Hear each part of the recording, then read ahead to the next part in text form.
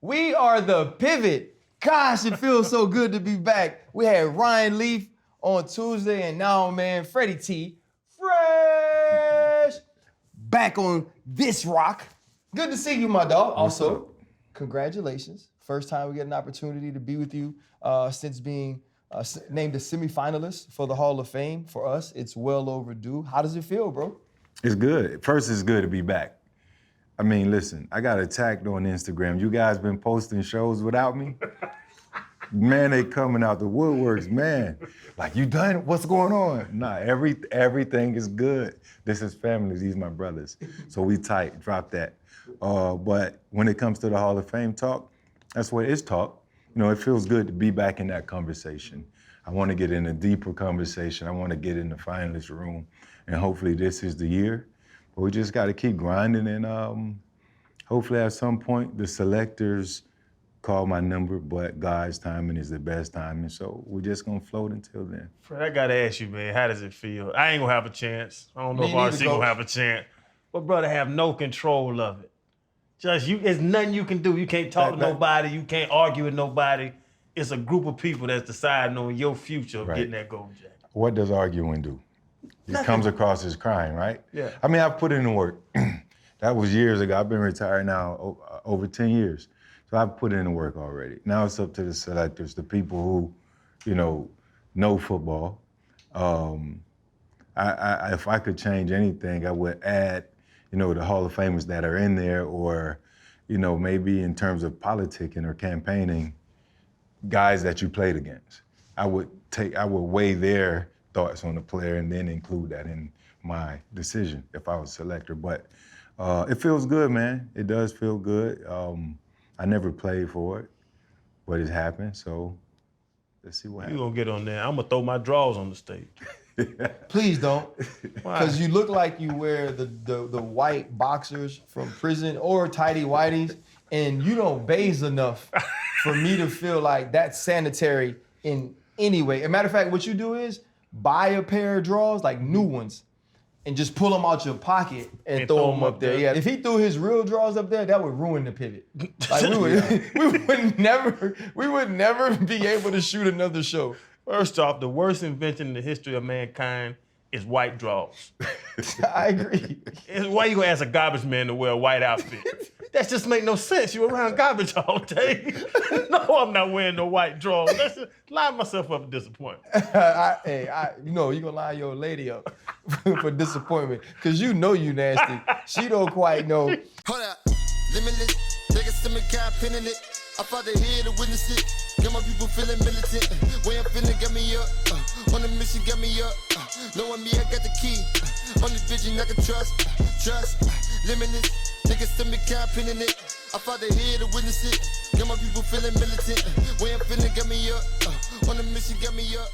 Welcome to the Pivot. We got an opportunity a few weeks ago to do a show with just the three of us. We appreciate how positively it was received, and this is something that we want to do more often. We obviously understand how important the guests are, how those guests have allowed us to build a brand and also build this show and the following that we have that we're so appreciative of. To DraftKings and also to Happy Dad, thank you so much for your sponsorship, for your partnership. We appreciate all that you've done, but for every subscriber, every viewer that continues to support us, thank you, thank you, thank you. Continue to like, continue to tell your friend, to tell a friend, to tell a friend to join us anytime. And the one thing we like to do with these shows is have an opportunity to talk about things that are currently going on, whether it be in sports, and a lot of times for us, the way that sports actually affect and relate to real life. On November 23rd, the day before Thanksgiving, the Washington Post posted a story, and it featured a picture of Jerry Jones. That picture is from September 9th, 1957. It's Jerry Jones and a group of white youngsters and a group of white young individuals protesting or having an issue, standing in front of black students during desegregation. I think it was at North Little Rock High. It was the North Little Rock Six who was attempting to get into the school. And there's been a huge uproar about this. I think Stephen A. was one of those people who had an opportunity to talk about it. And he said that Jerry Jones didn't deserve for this picture to be posted or for this to be happening to him. When you think about that picture, what it means, what it looks like, Freddie T, what are your first and initial thoughts? Be a grown up. Don't be biased. Don't pick a side. I mean, pictures are worth 1,000 words. You know, we don't know what stance he took. Quite frankly, I don't know what age he was at that time, but whatever the case, I know he was young. And if it was young Freddie T in that photo, in that particular situation, I don't know what I would have been doing. If these were my really close friends, I probably would have been there, you know, backing them. But, you know, for me, RC, I would say pictures are worth 1,000 words, and so be it. I think a lot of people are reaching. You know, I think it's press, it's attention. They still got to find a way in this digital era to sell newspapers, right? So I mean, I don't think much of it. It's great clickbait. You hit that on the head too. But the funny thing is that all these kids, now these young people nowadays, and players, athletes are getting in trouble with these cameras and these video phones. And in 1957, they had the camera with the motherfucking bull broke out when they took a picture, and Jerry got caught in this picture. That was, my initial thought was, how in the hell they get a picture of Jerry Jones as a teenager? I didn't think they had cameras back then. But to your point, Fred, when I saw it, it's easy to jump on the side of, oh, he didn't want the school to get segregated. He didn't want that. You know, he didn't want desegregation. But I look at the picture as a grown-up, man was standing in the back. I'd have stand and watch plenty fights. You know what I'm saying? And how he grew up as well, 57, 63, Jim Crow ended. So the world he was living in told young Jerry that black people are less than white people. Does he agree with it? I don't see any bubbles coming off of that picture. I don't know his stance at the time. I'm sure Jerry, now, this day and age, is gonna say he wasn't that, he was just sitting there watching, he was a part of the crew, whatever. That's what, only thing we'll know is what Jerry says now. But in that picture, as I look at that picture, the first thing is funny that there was a camera that old. The second thing was, I can't see him. He wasn't front line. He wasn't grabbing nobody. He wasn't screaming. He was standing there watching. Right. So I'm not jumping on the side of this man's a racist. I can't do it. Yeah, I know he's done an interview. I haven't heard anything.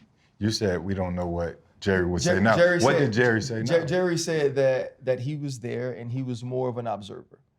He said, honestly, he can't necessarily speak to exactly what he was doing or feeling at the time, but there wasn't anything in that picture that says that he was part of the mob or a part of the individuals who were against the desegregation of the schools at that time. So what are your thoughts? I have a lot of thoughts. I think all we know is who people are today. We had the same conversation about Mitchell Miller. Mitchell Miller, who has now gotten his contract rescinded by the Boston Bruins based on something he did as a child, based on something he did in middle school. I think most of us, or all three of us, I can speak for us, agree that a lot of that was because Isaiah was developmentally slow. Mm-hmm. I don't think any of us feel like using the N-word or mistreating a young black man or bullying a young black man normally gets contracts rescinded. I think that's the first thing. I understand that people that grew up like Jerry Jones, where Jerry Jones grew up, were part of that culture. That seeing Jerry Jones standing in that mob of people doesn't make Jerry Jones a racist. That seeing Jerry Jones standing in that mob of people doesn't say that Jerry Jones doesn't get an opportunity to prove that you can change, to prove that you can be different. It is a reminder of what this country was like. It's also a reminder of the upbringing of many people who run these teams. Yeah. And, you know, I spoke to Channing about this earlier. We were sitting down eating, and I said, the type of racism that's easy to ignore is the type of racism I get in Louisiana a lot, right? The people that drive by my house from back on the bayou who haven't accomplished as much as me, who haven't endured as much as me, who call me the N-word. That doesn't bother me, right? That's just a word. The type of racism that does bother me is institutional, systemic. And when you can stop black people from elevating or getting certain jobs, that's a problem. Jerry Jones can do that. So now I gotta look at Jerry Jones' track record. I gotta look at in 2016 when Colin Kaepernick was protesting, and when many people in the league decided to protest, how many Dallas Cowboys protested? Yeah. How many African-American players on the Dallas Cowboys team were willing to stand with Colin Kaepernick or even willing to speak on the behalf of what he was protesting? You didn't have to say you agree with Colin, but you could say, you know what? Police brutality is an issue. Racism in this country is an issue. Nobody on that team did that in 2016. So much so that I can be honest, I had an issue with Dak Prescott. Because I felt like Dak Prescott had a voice that he could use, but he couldn't because of who owned his team. And then when the team finally did protest, Jerry Jones hijacked the protest. He went in there. Jerry Jones went out there and locked arms and said, we're going to do this and we're going to do it this way. And so those things do bother me, because those things do bring me back to a foundation, because we all have one. Then I said, okay, well, let me look at Jerry Jones's track record as the owner. It's a lot of black people Jerry Jones have made rich. It's a ton of black millionaires walking the face of this earth. We just had the playmaker on this show who loves Jerry Jones. He changed the playmaker's life. Playmaker never had an offensive coordinator that was black, though. In fact, over 3 owners, 9 head coaches, they've never had a black offensive coordinator. They've had 2 black defensive coordinators, and I think the span of that is 3 or 4 years. The highest black ranking executive is a scout. I don't think that picture means that Jerry Jones is racist. I don't think that picture means that Jerry Jones can't progress. I do think Jerry Jones's track record shows that Jerry Jones, at least intentionally, has not been about elevating black people to the positions of power and influence. And I think, to me, that is more concerning than the picture. We just sat down with Michael Irvin, and he loves Jerry Jones. But he gave Mike a lot of money to do a job. But think about that dynasty. Emmett, Troy, that what we talked about with Charles Haley, Larry Allen, all those guys. All those big boys. Big Let, what they call Cat, Big Cat, and all them boys.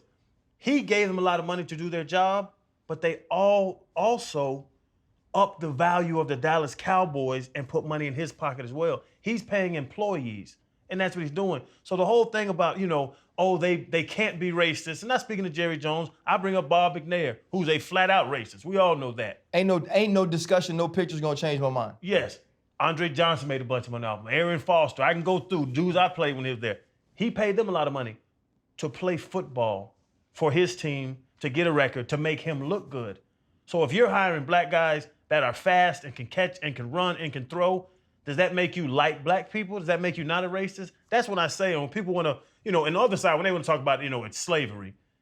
Athletes are not slaves. It doesn't make any sense. You're getting paid millions. You can't be a slave. Yep. Go look at what slavery really was. Anybody brings that up, that pisses me off when you bring that up. But to the point you made about the higher ranking executives bringing people of color to that standpoint, that's interesting to me. If you're hiring somebody just to run real fast and catch good and throw far, there would be a number of owners, the way they grew up, that would hire an entire white team if they could. But they wouldn't win a damn game. 0. And that's what it is. So does that make you like black people, accept black people, want to raise up black people because you hire them to play a sport? In my mind, it's not a job. I think it was brilliant of the Washington Post to even run that story. The person, whoever found the picture, I'm sure they got a wad of money, right? But the Post, they don't lose anything. It's more eyes on their platform. Because much like what we're doing here right now, we're talking about it. It's there for the entire world to talk about it and form an opinion. We don't know, but there are some underlying layers, as you mentioned, RC, and we can paint the picture however we feel within our mind after looking at this photo, knowing what you just said, and then you make a decision. Like, you're not gonna deal with Jerry every day on a day-to-day basis. How does it affect your life? You're gonna make, form an opinion on the photo, and you're gonna keep pushing. Now, whether you see Jerry down the road in front of the Cowboys and the Star doing interviews, whatever your decision you made then as it relates to the photo, you're probably gonna think that, right? But who's it gonna matter to other than you? I think that's it too, right? It's gonna be everybody's opportunity and their right to look at a picture or look at a track record, and they're gonna come up with their opinion of a human. A lot of times those opinions don't matter. It's not necessarily why they live their lives, but in staying in the same context of ownership, Freddie T, last week I had an opportunity to go to the new installation for Sean Taylor. And leading up to it, I was talking to people about Daniel Snyder. And Daniel Snyder, obviously there's so much going on with that team, whether it be harassment, whether it be racism, FBI probes, all of these different things. And it's been misstep after misstep in the way that the Washington now Commanders have handled that situation, even down to a PR release or media release that was just so awfully worded and so, and just so pompous and arrogant, and you're like, gosh, these guys don't get it. The one thing I think that Daniel Snyder has gotten is understanding his relationship with players and how to love on them.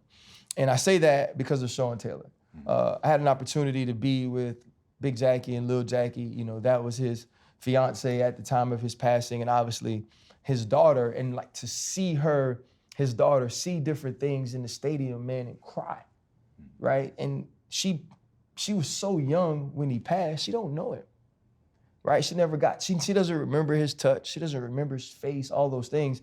And so those opportunities and times that we get to talk about him are times that she gets to feel close and know that that's who her father was and know what he's meant to all of these people. And so we get to the installation and we've done this big tour, man, and the family's happy. I see Pete, who's his father, Gabriel, his little brother, man, we're there and it's covered. And I'm just so excited because I'm like, man, finally, they're going to put something in this stadium 15 years to his death that is fully going to encapsulate what he means to all of these people. The folks are crying. And, they show the video and it's Smooth and it's Sean Springs and Tanner Man, they're talking. And I'm crying by this point. And I'm kind of in the back. And I'll never go back for any of this stuff. And they raised the curtain. And once the tears stopped, I was like, is this? Yeah. They got to make right with And you that. got an opportunity to see that, Freddie T. And I saw you post, you was like, "Lil bro, man, when you looking at that, what are you thinking?" Well, obviously we all miss Sean T. Just an amazing soul, right? Man, they got to do right. I think that's a mannequin. So it's like a wired metal mannequin. Yeah, no, I think he deserves statues are inexpensive. He's an iconic player. He's a Doug Williams of sorts. When you mention the Redskins, right? He's gonna be one of those guys who's immortal, and forever tied to this franchise. There will be stories about Sean T and how the potential he had and how great of a player he was, right? I am grateful of the honor. I think they could have done a bit more. Right? And I see people have made somewhat of a mockery of it, even some of the fans on social media, think he deserves a statue and not necessarily what looks almost like a mannequin. They should have made a mockery. Macy's statues are nicer than that. That's real. Swear to God, Macy's has nicer statues of Sean Taylor, what he is, what he meant to that organization. They put a big red felt pulling off. They could have put some newspaper over that little piece of shit that they put out there for Sean T. Anybody upset is justified because they made a big, to your point, missteps, made a gigantic movement, put all the social media, had all the news stations out there to see this, everyone that loves Sean T. Yeah. And then y'all gonna pull out the wire mannequin on the man? I'm to your point, Fred. I don't know how much a damn statue costs to make, but Dan has it. Yeah. The Commanders have it. Why would you go the cheap route? There is no way. Add the jersey, the pants, the socks. There is no way that thing costs more than $500 to make. $500. You're going to make a big deal out of spending $500 on Sean T and remembering him and making it a big deal 15 years to his death? That was embarrassing. The difficult part, being someone who was close to him and who loved him, was I got to see the entire day in the way that they did love on baby Jackie. And I was like, man, this is cool. And then also just being the friend, I was like, man, if y'all are happy, I'm happy. You know what I'm saying? If y'all can smile, man, and y'all feel good, and they did, for the most part. Jackie said something to me, her mom was like, for me, 15 years, they're still talking about it. And they're still bringing him up, and they're still honoring him. And that was the vein I wanted to look at, because I was like, well, she okay? Like how I'm gonna be pissy? Right. You know, and I sent out, you know, guys, Sunday's my tweet day. You know, I sent out one tweet. And I sent out the tweet, and I just talked about losing him, but the fact that I got to see his daughter be close to him, and I said, and this is your day, and this is my only tweet. And that was the reason, because I was asked so many times, what do you feel? And I'm gonna be honest, man, like, I feel like it was bullcrap. And it also speaks to no one truly caring about him. Not necessarily not caring about his daughter, because I watched that, and I watched them pay attention to her. But if you loved him, right? And if you are actually a part of the way that he moved people, there's no way you let that happen. You see what I'm saying? Like if they come to Channing and something happens and it's one of your boys and they're like, Channing, man, like, what do you think of this? You'd have been like, nah, that ain't it. Same thing with you, Fred. No, that's not it. They didn't ask nobody though. You know what I'm saying? Like they didn't bring it to people that were true. Ask a fan. Ask a fan. Like the dude played 5 years. You know what I'm saying? Like he didn't even finish that. You know what I'm saying? And the reason he deserves a statue is because of what he did in that time. In that time, he moved people. There are a generation of safeties, very like tall safeties, who only play that position because he made it cool. Mm-hmm. Everybody wanted the ball. He could have played anything he wanted to. He chose that. And so now for him to encapsulate that position in that way here, because we're still here, just do it the right way. And my hopes are, if whatever happens with the team going forward, that they rectify it, that they fix it. What do you think is the proper way to go forward with it for AT? Do you leave it like that and say, well, this is what we decided to do? Nah, you can't. Or do you admit the mistake and change it? You can't leave it like that. I mean, you can say we recognize it here, you know, in year 15, milestone, but you have to do something better. You know, you got to keep the seats filled. You got to clean up all that other mess that you're dealing with, but you have to make sure you take care of one of yours. It was time to get it right. You could have. It was time then. It was one of those days. It's not too late.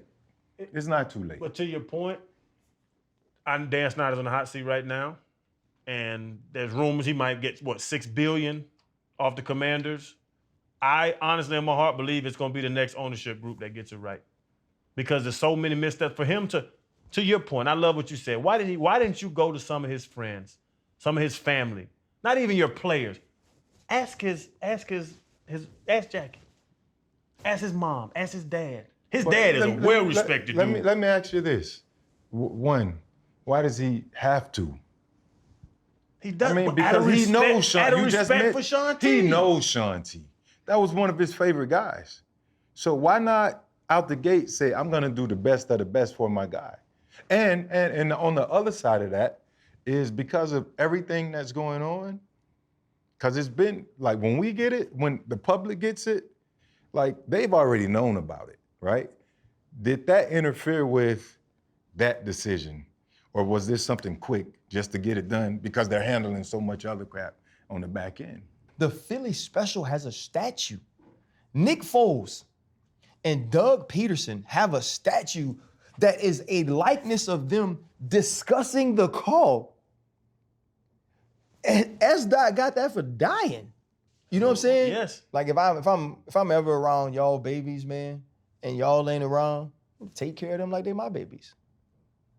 You know what I'm saying? Like that's what you do for people you love. You know what I'm saying? Like if I'm ever in charge of anything and it's about somebody I love, like I'm gonna do it like I do it for everybody else I love. Right. Like if Jordan or Jaden or Logan got an opportunity to get something and they say, RC, you are in charge of making sure whatever the reward matches the accomplishment. That's how I'm gonna do it for y'all kids. That's how I'm gonna do it for y'all babies. If my son didn't get to reach his potential, but even in the short time he was here, he changed Daniel Snyder's life. How do you reward the people that gave him to you or the people he was taken away from? And not think to yourself, they changed my life. And so I think to me, that was the bigger issue. Not that the installment wasn't as great as we would hoped. I think that the installment didn't seem as heartfelt as we would have hoped or as I thought he deserved. The thought was great. The execution was trash. Yeah. That's what it is. For the entire organization to put that day aside, it did. It hit you. Oh, you went, like you said, you went up there. Something just hit me too, Chad. Never been back for Never been back. You went up anything. there. But now, just like Daniel Snyder has done in the past, he execute wrong. Missteps, like you said. It's another misstep. The boys are back together again. I mean, it's always fun when the three of us get to just chop it up. But a lot of times we like to chop it up about DraftKings. And if you get to DraftKings right now, any new customer that uses the promo code PIVOT, any pregame money line wager bet of $5, that's it. If you hit it, you get $150 in free bets. And that's not all they do, Freddie T. Hey, no matter where you're at, DraftKings got something for you. We got the DraftKings Daily Fantasy. That'll put some money in your pocket. And DraftKings Rainmakers.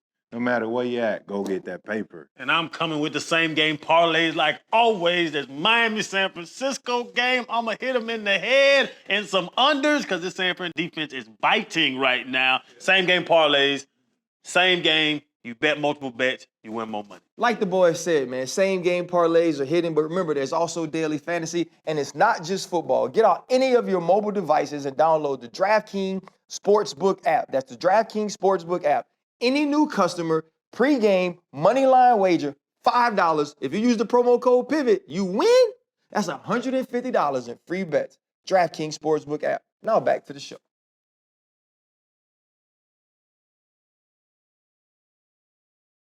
So let's go from football to football based on what you said. The thought was great.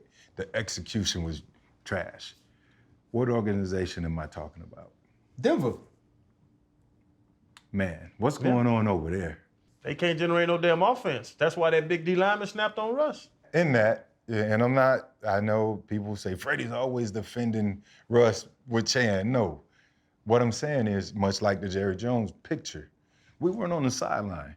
And both of them have commented afterwards, right? Russ said, hey, let's go. And basically I said, all right, let's get this shit going. All right, cool. And that's what they're saying the conversation between the two of them were. You know you get fired up during the game. It ain't always snapping. You might go over to the offense and say, hey, y'all get y'all shit together. They come to you and say, Channing, get your boys to get that shit together. Yeah. But the media, it gets overexposed for the most part. Again, we weren't there. So I won't say that part, but they are playing bad. They have a playoff caliber defense if they could score more than 14 points a game. I understand that. You give a man a $250 million, $250 million. They scored 20 points twice. We in week 11, they scored 20 points twice, Freddie. That is a terrible offense. You give a man $250 million, nothing attached to any off the field stuff in the past. If I'm on that team and you hear the stories of Russ having his own office, they bring him in, they treat him like the golden child, and you're supposed to save us. You gave up all the draft picks. Now you're here to save us, and you're scoring 18 points a game. Whatever teams is, that's why them dudes are mad. I'm surprised, Freddie, this didn't happen before this. Are we overanalyzing it? Because he left Seattle with a great defense. Are we missing those times where, Cam or Rich came over and snapped on Russ because he wasn't playing great?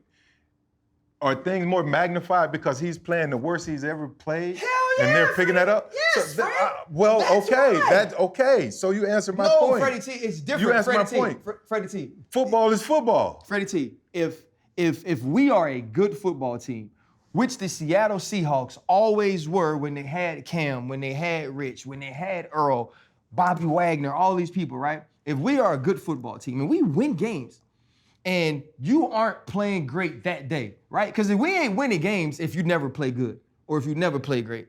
And I walk over to you in that moment, you know what it is? Freddie T, you know how we do. This ain't us. Mm-hmm. And you know how you receive that? You damn right, RC. Let's go play. Right? That's what happens. Right? It's a whole difference when you suck. Because when you suck, stuff hit differently. Right? Like when you tell people stuff and they know they dead wrong, you receive it different. You know what I'm saying? Like when we were a good defense and if we were having a tough day, or like Coach Tomlin said in the Super Bowl, right? When we give up them points in the fourth quarter, and he's like, nah, if y'all win this, y'all still a legendary defense. Now, he knew we wasn't playing well, but he knew up until that point, the reason we were there was us and that we could fix it. That dude was frustrated. That wasn't a let's effing go, like before the game, let's effing go Tom Brady throwing his hand at the crowd. That was a mother effer, we been going. It's time for you to go. And I think that Russ is now in a place, and I am gonna be Freddie T today. I'm gonna defend him. I hate that now the whole world wants to jump on who he is as a person. He posted a video, and I get it, it is different to see a dude. One, he was clean walking into the state, and that's first off. The blue trench with the diamond cross, that joint was hard. With the golf boots? Yeah, I thought that was hard. I mean, you can't dress, so you can't count, right? I know the golf boots ain't cool. Right, so he got the slow-mo walking in, which is dope, right? And if he was Jalen Hurts, because Jalen Hurts do that, if he was Jalen Hurts, the Philadelphia Eagles fans would have been fired up. They would have been like, ooh, I see you with the suit with the chain, right? Because they winning. Now Russ, everybody wants to jump on him. They want to call him, they want to say it's corny, and it was some people that are not of our complexion. They was like, this is so cringe. Don't you do that. Don't you do that, because before he was a great father, he's a great husband, he's a great philanthropist, all this other stuff. He was all that, and that don't have nothing to do with how that man plays football. Right. So just because you don't feel like he playing football the way he's supposed to do, don't you attack? No, you said that was attacking his character. Don't you damn dare. Not because he played, but that shows you if you can play the game, people excuse a lot of stuff, Chan. Yes. I see them same people that got all upset when we had to talk with Russ, right? Yeah. There are some great fathers, philanthropists, people, human beings, sons, brothers that live down the street from them. They don't give a damn about Johnny down the road. They don't give a damn about Sam or Willie. They care about Russ because he is a good quarterback. They care about Russ because he won a Super Bowl. That's why they care about this man's character and all that stuff. I say it all the time. I played with some amazing football players. The best humans that I play with, the dudes that I would call to get advice, call if me and my wife get into it, call for real life advice, are not the Hall of Famers I play with. And I love JT and Left. I love all them boys, Zach and all my God. But there are better people. If I said their names, everybody watching would be like, who again? They'd have to Google them. But the reason that you know Russ and care about Russ is football. That's what it is. People don't want to admit it. I say it all the time. I love you. Chan, I love you. Hey, I love you. Love watch you play. Hey, this, that. Hey, if I go bankrupt, you gonna pay my mortgage? Now they start smiling.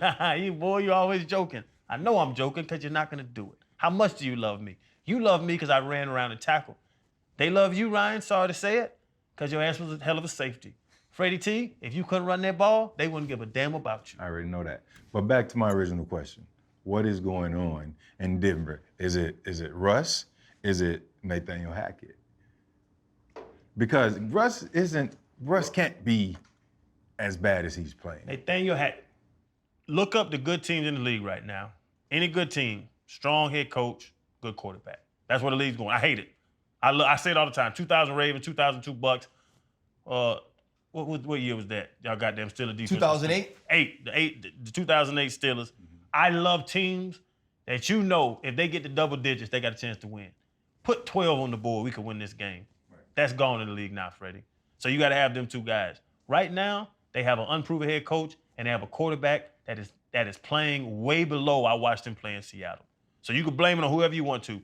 Russ is not making the throws. I know they're giving him injury excuses. He's not making the throws. He's not extending plays like he did. He's a different quarterback now. I don't know if he's getting old or what. Watching him with no sound on, no commentators anywhere, watching him play football right now, you say, that's not the same guy I watched in Seattle. All right, let's talk about Aaron Rodgers. Is he done in Green Bay? No.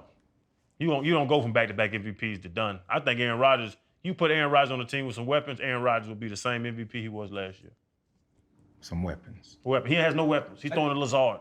First off, Aaron Rodgers' body is beat up. Aaron Rodgers' ribs are banged up Messed his now. thumb up. Aaron Rodgers' thumb was hurt early on in the season. I don't think Aaron Rodgers has the type of team around him, at least early. Christian Watson has come along now, 6 tubs in the last 3 games. And so, like, I think those things are starting to build. But we spoke about it, bro. Like, times is changing. Like, times are changing. Like, the best quarterbacks in the leagues now are named Patrick, and they're named Josh, and they're named Joe Burrow, and they're named Tua Tagovailoa, and they're named Jalen Hurts. Like, all that junk is over. And it's sad, but it's okay. Because, like, the league is still in good hands. And I think the hardest part about it all for us is that we were just so comfortable with it. Like, it was so easy to cut on the TV and know Green Bay was going to play good because he quarterbacked. It was so easy to know that whether it was the Patriots or now Tampa Bay, that team was going to play good because Tom Brady was the quarterback, right? That Russell Wilson, when he was in Seattle, you knew he was going to get good quarterback play. Like, that junk is different. And the other thing about these young boys, they don't care. Like nobody stands across from Tom Brady now and thinks about 2007. All them folks care about is 2022. And they know that when y'all catch these L's, Tom looked bad after the game. Tom looked old. They know that when Aaron caught that L this weekend, Aaron looked old, man. Like, this is a young man's game. And honestly, Tom Brady is the reason that we're so surprised by this. We're surprised because it's like, dang, they human. Like, man, I would rather have Patrick Mahomes. Like, Patrick ain't dealing with this. And it kind of just points you to, like, the importance of the quarterback position. Michael Parsons asked, like, a very important question on Twitter. He was like, why is the MVP a quarterback award? Why are the other guys never mentioned? And if the other dudes do get mentioned, the type of season and dominance you have to display as a positional player is legitimately out of this world. So it's the reason that they got an MVP, an offensive player of the year, and a defensive player of the year. Because the people that make the dang awards understand the MVP is going to be given to the best quarterback on the team that's really good. And now we can also give these other dudes some shine by getting this award. Do you think that they should change that? And if you think they can change it, they should change it, Chad. How in the hell do you change the mind of the voters, of the people that see who the MVP is? It's hard because if it's an offensive guy, right? If it's a receiver, the quarterback's getting him the ball. So, like, I could bring up Tyreek. Tyreek had 1,100 yards through 8 games, but Tua was throwing it to him. You know what I'm saying? Tua is right now in the top 5. They're not talking about Tyreek. And Tyreek, just saying, out of this world, Tyreek could have 2,000 yards. It's been down the last couple of weeks, 85, 64, whatever. If he has 2,000 yards, to your point, you'd have to break a NFL record as a position player. You have to break the sack record. You can't tell me. It's the funniest thing in the world. Ask somebody, who is the most dominant player in the NFL? A lot of people say Aaron Donald. He's better at his job than anybody else is at their job. Why has he never been an MVP? He's the best player. He was on the Super Bowl team. He was on the Super Bowl defense. He made the defense. He had to play in the Super Bowl to win it when the receiver was wide open down the damn sideline and he sacked Joe Burrow. Before that, he had the run stop. Had the run stop. Back-to-back plays in the Super Bowl on the best defense of the Super Bowl NFL Super Bowl MVP. It's cute. People hate when I talk about this. I love a good old-fashioned damn 17-10 football game. A fight. Green Bay and Philadelphia. They had 50 points in the first half. 50 points in the first. You might as well take the defensive off. We might as well go to 7-on-7. Because this isn't football anymore. But that, to your answer, you can't change. You know what? It's actually getting worse now with how games getting played. With all this passing, with all this scoring, everybody wants to score. It's getting worse, and it's going to put the quarterback on a higher pedestal. Because you talk to some old quarterbacks. I talked to Marino about it. I talked to some old receivers about it. They would love to play this day and age on how the game is going. 58 pass attempts a game. Patrick Mahomes be getting damn near 60 pass attempts a game. That's why he's going to be. He has the ball more than anybody else, and he's getting more opportunities than anybody else. I think in this digital age, data storage and everything that the NFL is doing with algorithms and AI, I think they should create a system, right? A weighted system, and be able to look at that, because if you don't create a system, it's no real criteria, is biased, heavily tilted towards the quarterback position. But you have to create some sort of weight system and add points to it, right? Each category. And then that way, that probably help you determine the player, because otherwise we're gonna be stuck in the same system we've always been stuck in. And it's gonna always heavily favor the quarterback position, unless, like you said, someone else breaks a record. You gotta rush for over 2,100 now. You gotta receive for over 2,000, those type of things, 150 catches, something like that. Otherwise, plus you have to win. Cooper Kupp won the Triple Crown, and nobody even thought about him having an opportunity to be the MVP. Like, it just wasn't a question. Like, you would hear people when we talked about him throughout the season, Cooper Kupp going to be the offensive player of the year, because we have all now accepted that the quarterbacks are going to win the MVP. I think if I can come from my media perspective, I think here's why. There are less of them than there are of anything else. There are less great ones of them than there are anything else. As great as Aaron Donald is, and you say, you know what? How good would the Rams have been last year if Chris Jones played tackle for the Los Angeles Rams instead of Aaron Donald? You'd be like, they probably still been pretty good. Then you say, well, how good would they have been if they didn't have Matthew Stafford? Well, if it was Jared Goff, they could have been okay. We've seen them be okay with him, but we don't know. You take Patrick Mahomes off of Kansas City, you're like, I don't know, right? Tua Tagovailoa hasn't lost a game he started and finished up to this point. But they did lose games when he wasn't. And so I think that's why it starts to be weighted the way it is, because it ain't basketball, right? Where in basketball, like, you got to do it all. So you got to run down there, stop people. You got to run down there and score. And so I think that those things are things that kind of put it in that perspective. I just want to follow up on Fred said, to try to make it analytical, because this is human. It's human error. It's human thought. How do you change people's mind frame about an MVP race? Remember BCS in college football? They tried to put it on a computer. To your point, Fred, they tried to make it numbers driven. Everybody hated it. Oh, they have 2 losses, but their losses were to great teams. So now the computer's putting in data and spitting out your top 4. No, everybody complained about BCS. Now we go back to voters, and everybody complained about the voters. But they want to put it in the humans' hands over computers' hands. I love the thought of making it analytical and making it number-driven. They can't do it. I saw that when college football tried to do it. Nobody's going to go for that. I think the biggest thing is somebody always going to dang complain. Yeah. Right? Somebody's going to have an issue. And I think the NFL has done the best they could with this. There's going to be an MVP, and that's probably going to be a quarterback. We're going to give the offensive player of the year to somebody who's a non-quarterback, as long as they play really, really, really, really good. Because if we got to give it to Tom Brady because he wins, or we have to give it to Aaron Rodgers or whoever it is because they win, but Drew Brees plays really good, we might have to give him the offensive player of the year, right? That's what happens. My last thing would be this.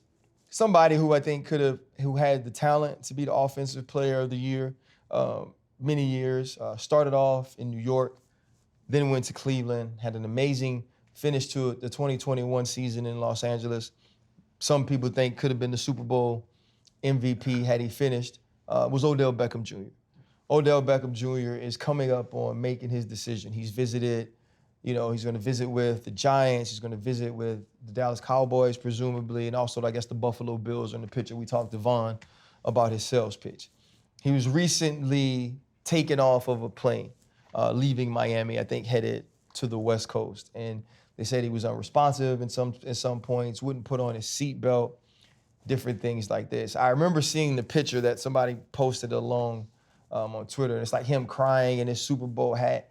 And even though, I know what the picture is, it's a picture that's not very, it's not an attractive picture, right? It's not a picture that seems like good things are happening in his life. And I think you do that on purpose, right? So people look at it. But I want to talk to the perception of that. A guy who has had people say things about him just based off of what they see. And now you hear this story. It's been said that if everything checks out with the story, which it looks like it does, like he just walked off the plane, it didn't seem like a big deal, maybe a long night on South Beach or whatever it is. How do you feel that affects what a team wants to give him going forward? And what impact do you think he can have this year? Ooh, The effect it has on the team, I honestly believe, because I've seen so many different situations, guys mess up. We spoke about, hell, Deshaun Watson's coming back. You know what I'm saying? He's coming back this Sunday. So guys can do things. I don't think it affects them at all. I don't think somebody's going to give him a big deal anyway coming off the second ACL tear. So he's going to get a puppy deal. He's going to get a prove-it deal. I think any team, you speak about Buffalo, you speak about, Dallas and all them, I don't think anybody pulled back off of that because of the fact this wasn't Ben Stiller and anger management. Yeah. He's not elbowing stewardess in the face. The man was asleep. Yep. The man was asleep. This could have happened to me before, but I ended up putting on my seatbelt before I put their head back on the rest. You know what I'm saying? Long night on South Beach. Oh, it's 4 a.m. My flight's at 7. Yep. I'm gonna just stay up.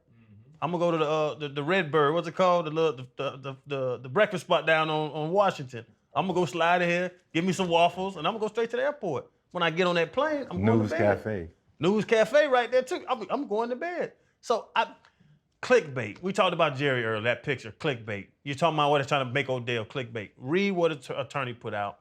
This man wasn't crazy. He wasn't wild. He wasn't fighting. He wasn't screaming. He wasn't cussing. I've seen some crazy videos of MFers on planes going crazy, but it's Odell Beckham, and he was sleeping, and you couldn't wake him up on the runway, but you could wake him up at the gate. Right.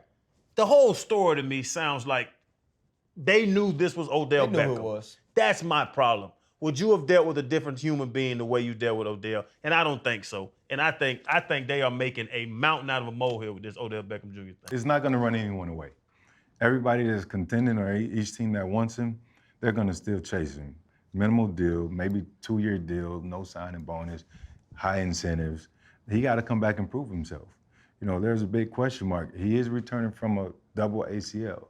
So I think that the airplane thing is just attention. It's whatever you think it might be, it's your perception of it. He could have been loopy. It's a 5-hour flight. I'm taking my Xanax when I get on the flight. And the Xanax will have you in and out of sleep. And I'm prescribed Xanax. Yeah. So I take Xanax before I fly, right? And it has me loopy. So, I think they're just blown out of proportion. Hopefully we can see him somewhere soon. Yeah, I think that's one of those things. Anytime Odell Beckham Jr. does something, it's going to make news. It's going to be important. It's going to be one of those things that we continue to hear about until we don't, until something else happened and they find a flavor of the day. I think it's a situation for him that I just think is unfortunate timing. And if you're a team, and we've seen how these teams do business, they'll use anything that they can not to give you money that you already earned or that you deserve. And I think that could be the situation here, but this is truly, to me, at least much to do. They're going to ask him. Yeah. They're going to ask him. I got asked because I got locked up all them times in college and on there, drunk or inebriated. I say it wasn't all liquor. It was different items. But under the influence. Under the influence. So they say that. So every team I sit down with at the combine, they ask me, do you have a drug problem? Do you have an alcohol problem? Do you have this problem? They ask me. They're going to ask Odell. When he comes into the teams, hey, we just saw what happened in Miami. Are you on something? Do you have a problem? If he says no, I'm good. Or if he says yes, and he tells them whatever was going on, we don't know. But if there was something in his system, he tells them. I still don't think it runs him out. I still think Odell is going to have a snap count.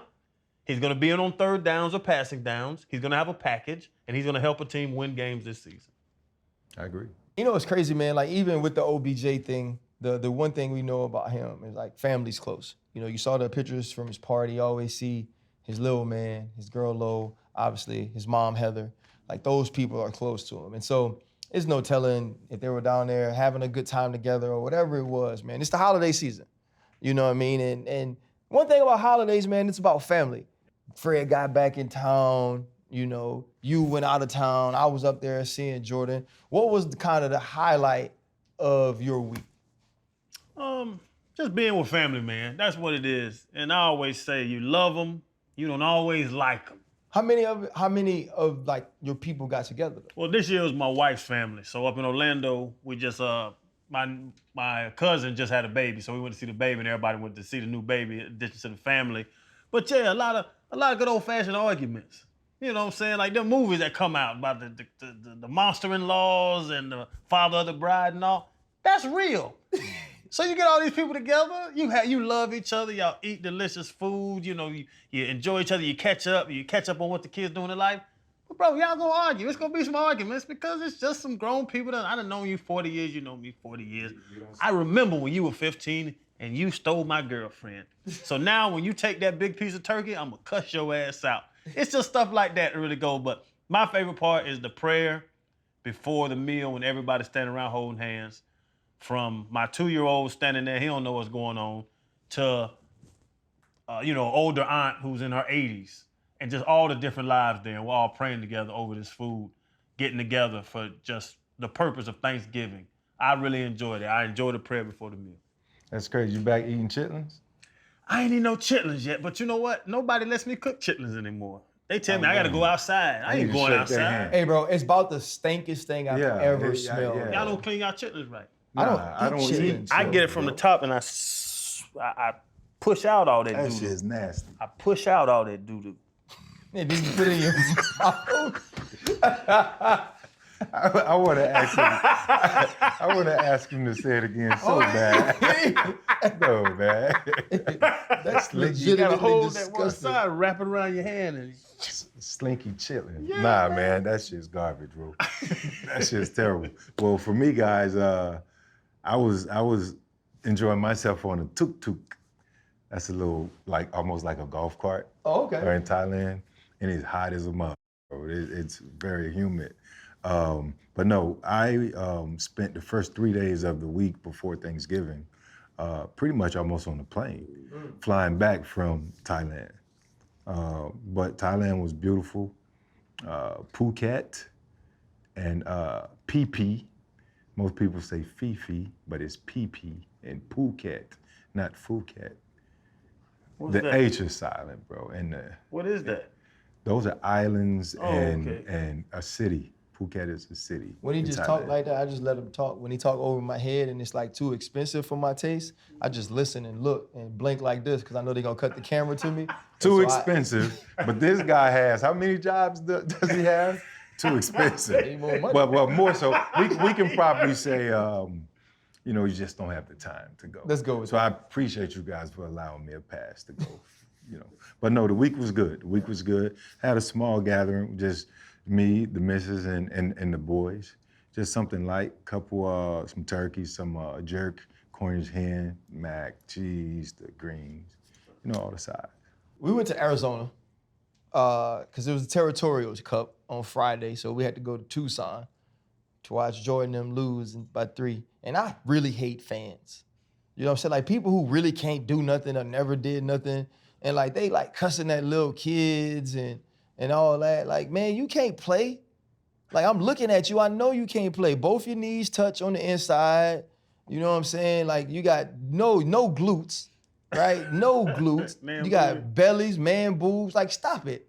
You know what I mean? So mostly I just sit there and try to not, I don't want people to say anything to me. So I don't wear team colors or anything. And then what normally happens is dude saw me walking out and he was like, oh, sorry, Ryan Clark. Shut up. You know what I mean? So that was my Friday. I think one day we'll realize that a lot of growth happened in the time we've been doing this. And we've been doing it a year. And I think our lives, my life has changed a ton. Channing's life, Fred's like all of us have gone through those things. And it's been kind of cool because you have a little circle of people to talk about things over Caesar salads and stuff. This is the first Thanksgiving I spent without my oldest. She moved away, after she graduated and she's in school and, things happen, man, and your children go through things and they feel certain things. And so it was me, young, Jordan, Logan, and it was good. You know what I'm saying? It was and we had a lot of food and everything. But when you don't talk to your child or stuff like that, you know what I'm saying? It's incomplete, And I'm very, very grateful, for what I have. You know what I'm saying? And everybody was really happy, you know what I'm saying? That was cool, And we prayed and, I pray. And every time I pray for all my babies, right? I pray for Yank and I pray for families. I pray for people that are less fortunate, But normally when I pray for my kids, they're holding whether it's my hand or like their brother's hand or like their sister's hands or whatever, you know. And so for me, like I just miss her, you know. And, you know, hopefully, man, like this junk goes by, you know what I'm saying, and everything is like it used to be, you know. But I think like so many times, like, because I do a lot of jobs, you know what I'm saying, and like we don't get to like feel, you know, like I gotta get up and do my job, or, you know, I gotta, you know what I'm saying, like I gotta host this show with y'all, or I gotta get up and work, or like I gotta be there to support Jordan because it doesn't matter necessarily like what's going on with her or us, because like I still got them, you know, and I gotta take care of them. But I miss her, man. And so hopefully, you know, like next year when we're talking about Thanksgiving, I could be like, you know, Jaden was back and that, you know, like the whole family was together, man, and it was all of us. Because I think like in the end, man, like if I'm not good at that, you know what I'm saying? Like if I'm not good at like being her dad, you know? No, but you said it with growth. Your kids have to grow too. Everybody grows in their own way. Everybody gets out in their own way. So whatever they need to grow, if it's what you think they need, or if it's what they think they need, y'all both could be wrong. But if that's the direction they're going, you just have to be there. But everybody grows in different ways, RC. You know? That's very true. Man, I always give you high praise and admiration because I see it. I don't just say it because we doing this. I mean, I'm always in awe, you know, and like I text you the notification when they pop up on the phone. Anything that comes across with Clark, I feel like a proud big brother because I get to see it behind the scenes and I know he kill it, you know, when he's on the big screen. As long as I'm breathing air, like that's my baby, you know. And I've said it a million times, man, I do not think parenting is a reciprocal relationship. I do not think that my kids gotta love me because I love them.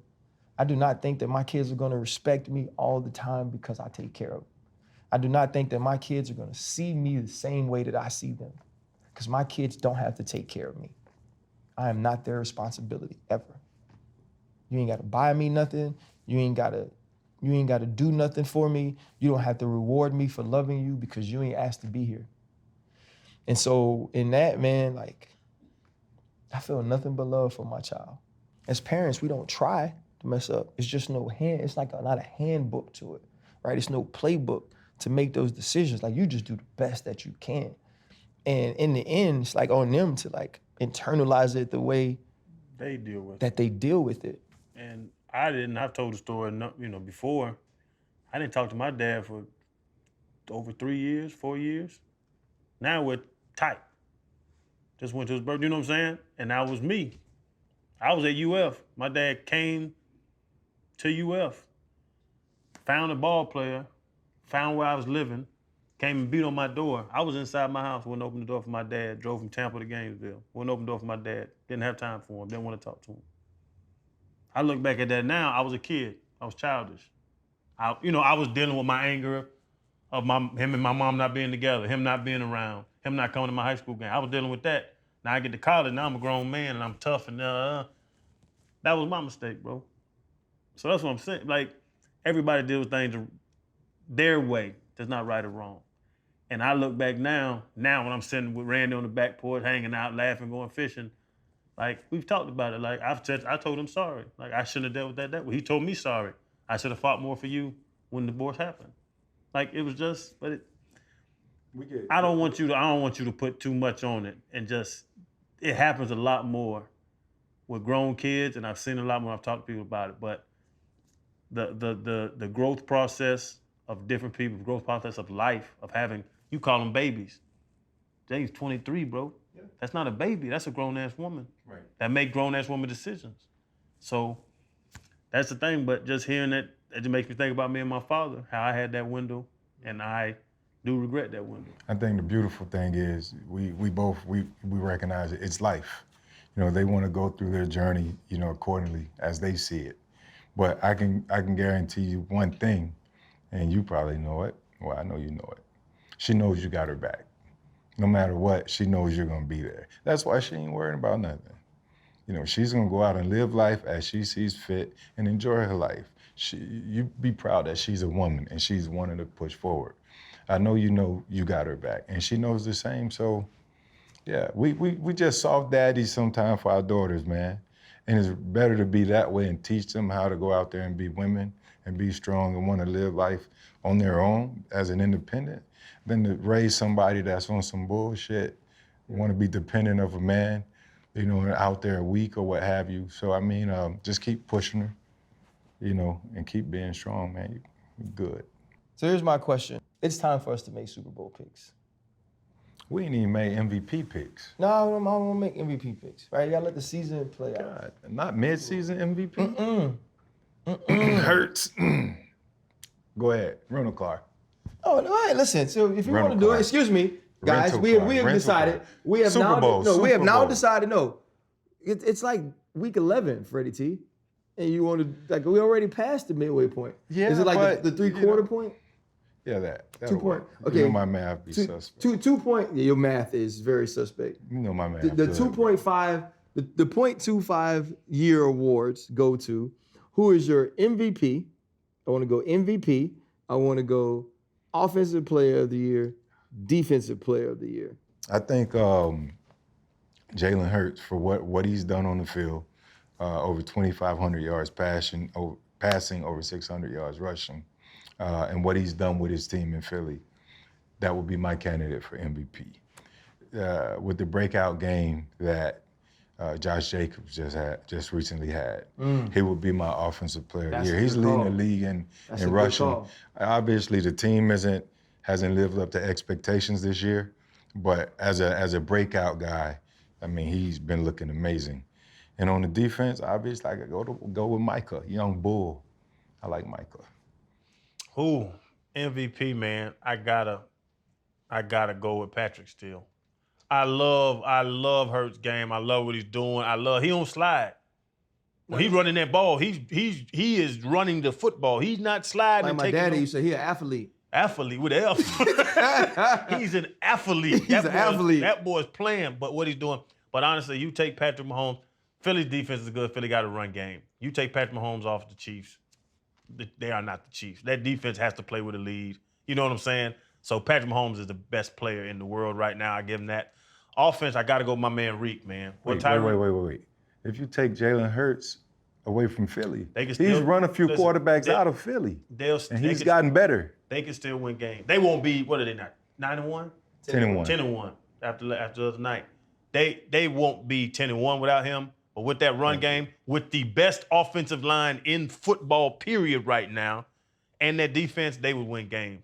You take Patrick Mahomes off that Chiefs team, and we're not even talking about Super Bowl or anything. We might not be talking about playoffs. So I got to give it to Pat. Offensive, I'm giving it to Tyreek Hill. What he's doing. Two is the talk. We were just talking about the MVP race. You got Tyreek over Justin Jefferson? I got Tyreek. Justin has had some big games. He has some balling games. Doesn't Reek got him on numbers, though? I think he got him on yards. Justin got him on touchdowns. It's close, both ways. But they are different receivers because Reek can take a 5-yard pass 60. Justin works the top of the field. Just like Jamar Chase. There's some boys out there playing ball. Yeah. I got it to my man Reek, just what he does, how explosive he is, and how his addition to the Dolphins offense turned that entire organization around. I agree with that. That's what's crazy with Reek. I got to give it to Cheetah. And defensively, that damn boy from New England, Matthew Judon. Judon is a beast. Mm-hmm. He is a force to be reckoned with. Without him, I don't know what that defense will still be good. But I got to give it to Matthew Judon. I love watching that man come off that edge. I'm going to start with my offensive player of the year will be Patrick Mahomes. I think Patrick Mahomes is to be leading in yards, to be leading in touchdowns after losing Tyreek Hill. I tell everybody all the time, though, the difference between him and Aaron Rodgers is Aaron Rodgers lost his number one target. Patrick Mahomes didn't. Patrick Mahomes lost his most explosive target. Travis Kelce was where Patrick Mahomes felt, for lack of a better word, most at home, most comfortable. He could always get the ball to him. So I got Patrick as my offensive player of the year. I agree with you, defensive player of the year. I think Matthew Judon, red sleeves, what he's done has been totally underrated. going into last weekend, I think he was leading the lead in sacks. I believe Micah's caught him now, man. But what he's been able to do, the amount of pressures he's been able to create, and he's made defense easy for the Patriots on the back end where they aren't great. And my MVP is Micah Parsons. You mentioned Tyreek changing the organization. So did Micah Parsons. And I think we saw the Dallas Cowboys like differently because the Cowboys were America's team. The Dallas Cowboys were historically horrible on defense the year before they drafted him. And the other thing is this, he fell to them. They wanted a corner. They were thinking J.C. Horn, Patrick Surtain II, which would be amazing picks. Micah Parsons fell to them. And he's so good at what he does, he actually plays a position he wasn't even drafted to play because once he had to play it, he was better than everybody else that was playing it. Yeah. And I think when we look at players and their impact, their dominance in the position, and being transcendent. Transcendence is something we all respect.